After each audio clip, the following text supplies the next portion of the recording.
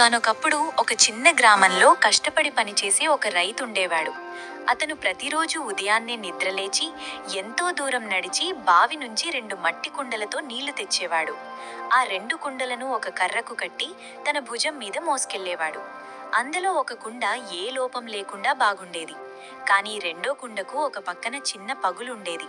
దీనివల్ల రైతు ఇంటికి చేరుకునేసరికి పగులున్న కుండలో సగం నీళ్లు దారిలోనే కారిపోయేవి. మంచిగా ఉన్న కుండకు తన గురించి చాలా గర్వముండేది. అది ఎప్పుడూ పగులున్న కుండను చూసి "నువ్వు ఎందుకో పనికి రావట్లేదు" అని ఎగతాళి చేసేది. పాపం పగులున్న కుండ తనలో తాను చాలా సిగ్గుపడుతూ బాధపడేది.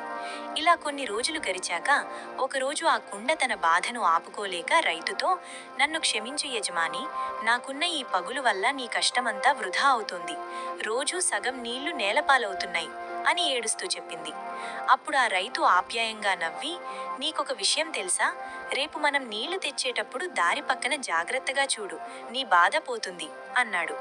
మరుసటి రోజు రైతు బావి నుంచి నీళ్లు తెస్తుండగా పగులున్న కుండ దారి పక్కన చూసింది. అక్కడి ఎంతో అందమైన రంగురంగుల పూలు వికసించి గాలికి ఊగుతున్నాయి. అది చూసి కుండ కాస్త సంతోషించింది. కానీ ఇంటికి రాగానే మళ్లీ తనలో సగం నీళ్లే ఉన్నాయని బాధపడింది. అప్పుడు రైతు ఆ కుండతో "నువ్వు సరిగ్గా గమనించలేదు.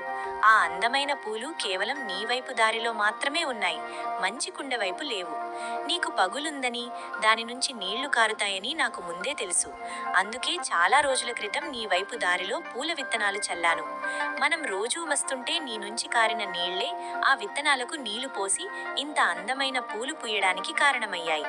నీ వల్లే ఈ దారి ఇంత అందంగా మారింది. నా ఇంటికి పూలు దొరికాయి" అని చెప్పాడు. అప్పుడు ఆ కుండకు అర్థమైంది, తన బలహీనతే ఇంత మంచి పనికి ఉపయోగపడిందని. మనలో ఎవ్వరూ పరిపూర్ణులు కాదు.